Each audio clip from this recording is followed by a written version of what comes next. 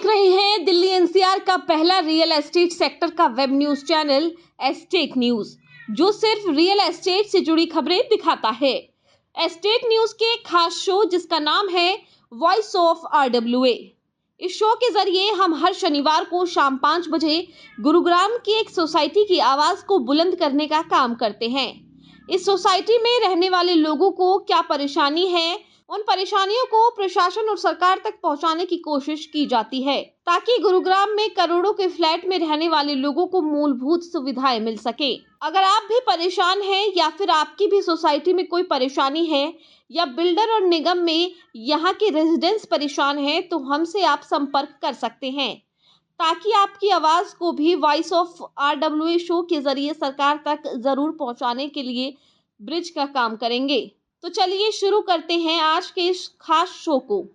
आज हम बात करेंगे गुरुग्राम की एक ऐसी प्लॉटेड सोसाइटी की जो कहने को पॉश सोसाइटी है, लेकिन इस सोसाइटी में नगर निगम पूरी तरह से फेल नजर आ रहा है और आरडब्ल्यूए अपने चंदे पर सोसाइटी को चलाने पर मजबूर है।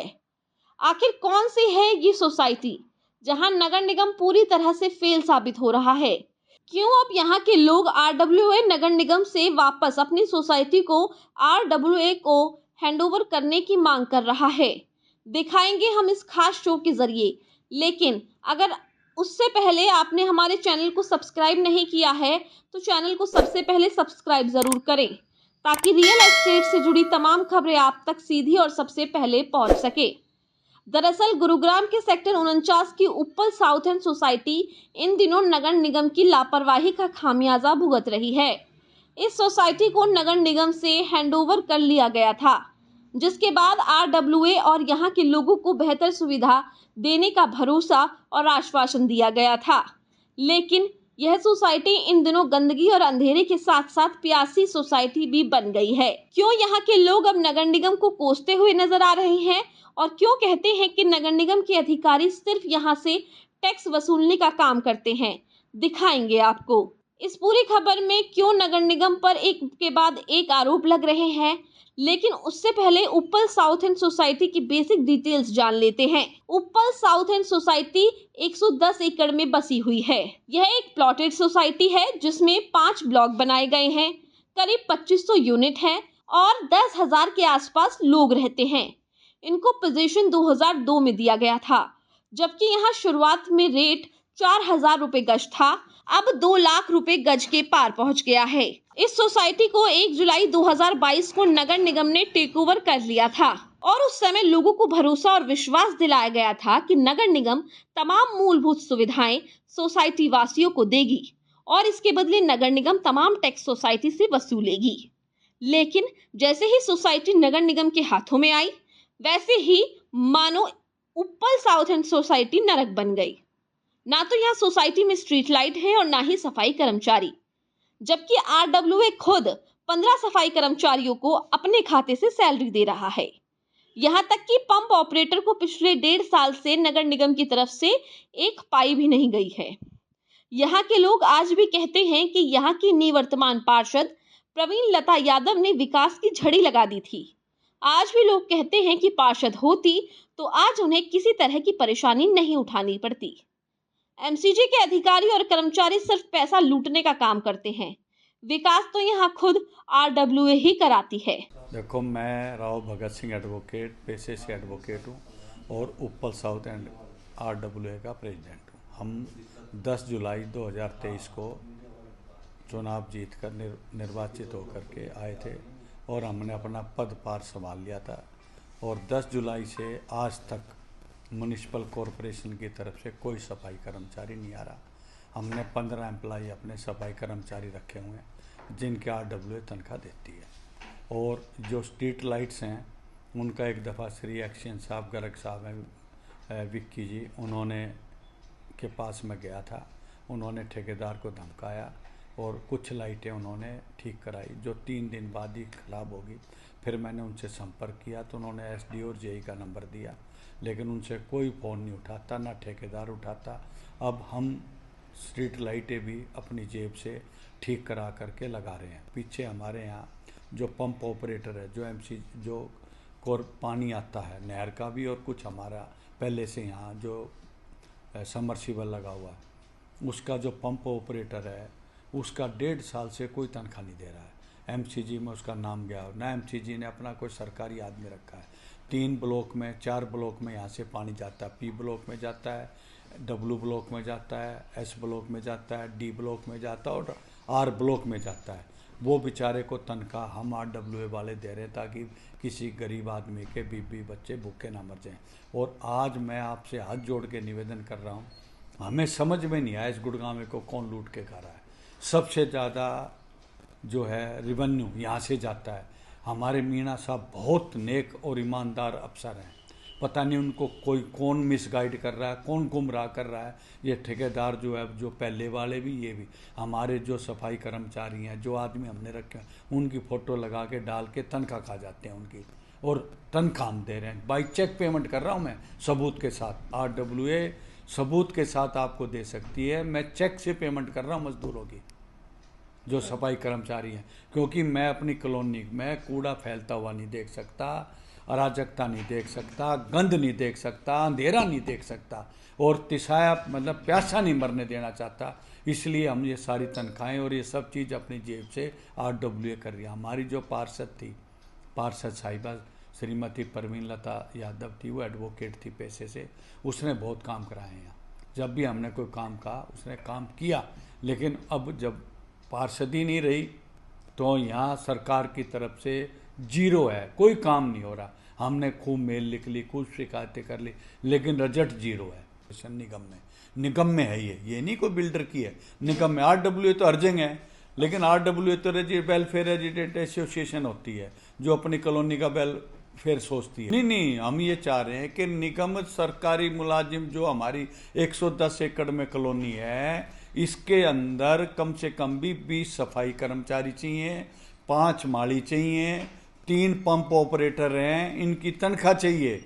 ये सरकारी कर्मचारी होने चाहिए, ये हमें नहीं मिल रहे हैं। और मीणा साहब, मैं बार बार कह रहा हूँ, बहुत ईमानदार हैं, लेकिन उनके नीचे जो अफसर हैं वो सारे ठेकेदारों से मिल करके पैसा खा रहे। मैं स्पष्ट कह रहा हूँ, आप इंक्वायरी करा लो किसी की भी, सबके घरों में कोठियाँ बनी हुई है। हमारे कमिश्नर साहब पहले DC रहे हैं, बहुत ईमानदार आदमी है वो, लेकिन पता नहीं उनके पास सच्चाई पहुंच रही है या नहीं पहुंच रही। अगर आपके चैनल के माध्यम से पहुंच जाएं तो मैं आपका शुक्रगुजार होऊंगा, क्योंकि हमारी सरकार भी ईमानदार है, लेकिन लूट के अफसर खा रहे हैं। कर नगर पालिका लेती है, और जब भी कोई प्लाट मकान बनाता है तो उसका नक्शा पास कराने का लाख 2 लाख 4 लाख 5 लाख रुपया निगम में जमा होता है। अगर निगम ने काम नहीं कराने, सफाई कर्मचारी नहीं देने, और कोई भी लाइटें नहीं देनी, पंप ऑपरेटर नहीं रखना, तो ये हमारे ऊपर छोड़ दे। ये जो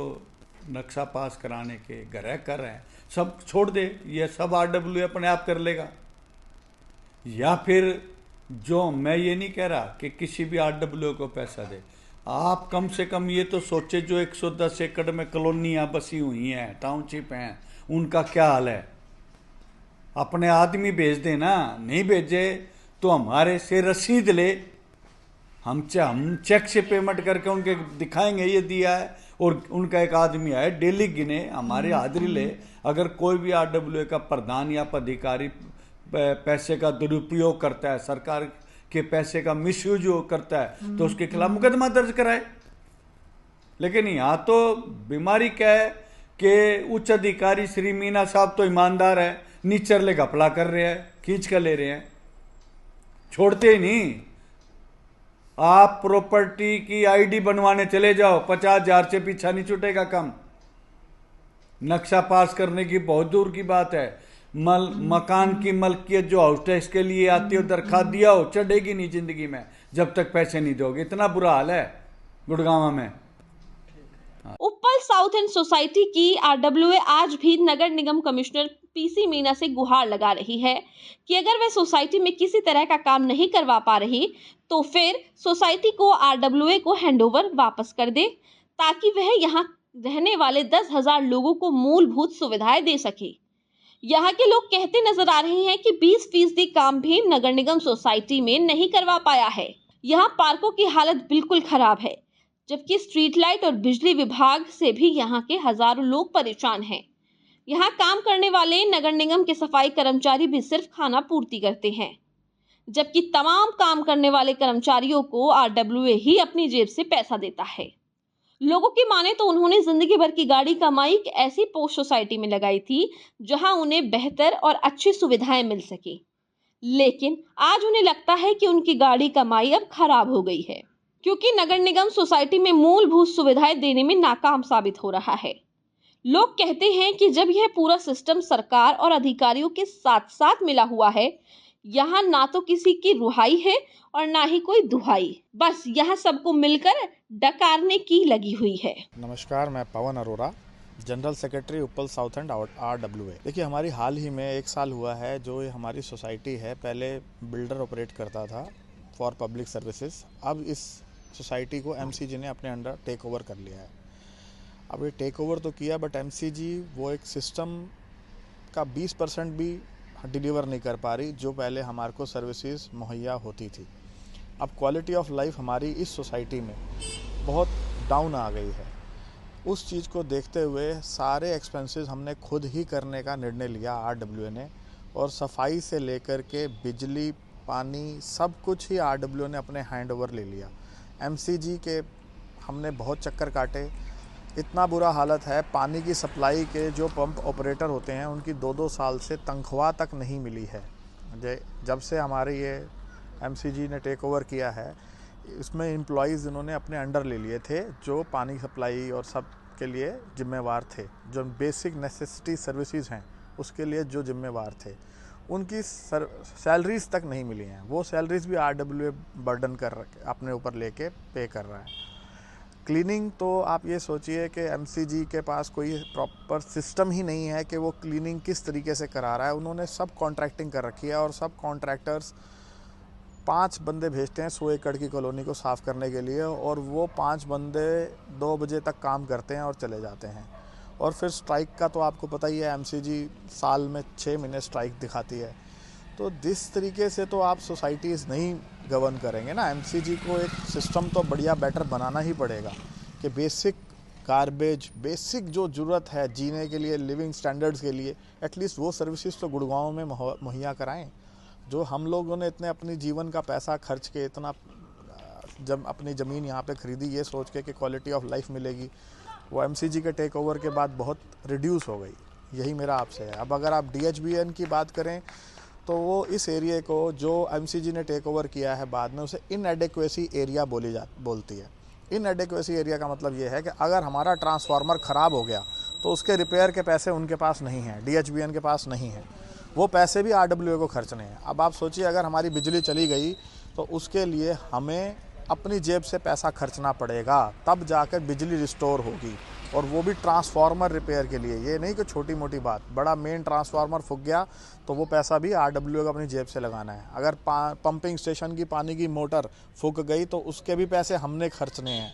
तो हमारी तो क्वालिटी ऑफ लाइफ बहुत रिड्यूस हो गई आफ्टर एमसीजी टेक ओवर।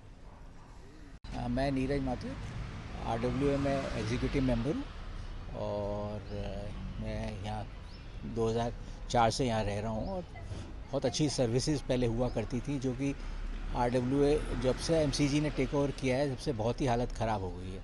सफाई वाले कभी आते ही नहीं हैं, आते हैं तो बस 9 बजे आए, 4 बजे चले गए, और बीच में स्ट्राइक भी रहता है, बड़ी प्रॉब्लम हो रही है। और तीसरी बात ये है कि हमारे इतने 8-10 पार्क्स हैं, उन पे कोई भी माली नहीं दिया हुआ है। हम लोग 2 माली हैं, जबकि यहाँ पे कम से कम 8 मालियों की ज़रूरत है।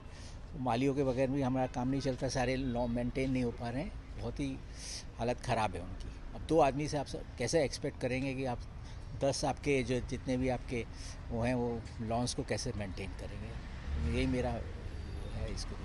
इस सोसाइटी में कोई मूलभूत सुविधा देने में नगर निगम पूरी तरह से फेल हो गया है, तो वहीं आरडब्ल्यूए पूरी तरह से लोगों के साथ मिलकर सोसाइटी को बेहतर बनाने की कोशिश कर रहा है। अब देखना ये होगा कि आखिरकार क्या ये सोसाइटी कभी एक बेहतर सोसाइटी और वापस पॉश सोसाइटी बन सकेगी या फिर नहीं। अगर आपकी सोसाइटी में भी कोई परेशानी है तो हमें जरूर बताएं, ताकि हम आपकी आवाज को वॉइस ऑफ आरडब्ल्यूए के जरिए उठा सके। आपको हमारा ये खास शो कैसा लगा ये कमेंट करके जरूर बताएं। साथ ही चैनल को सब्सक्राइब जरूर करें। ताकि रियल एस्टेट से जुड़ी तमाम खबरें आप तक सीधी और सबसे पहले पहुंच सके। धन्यवाद।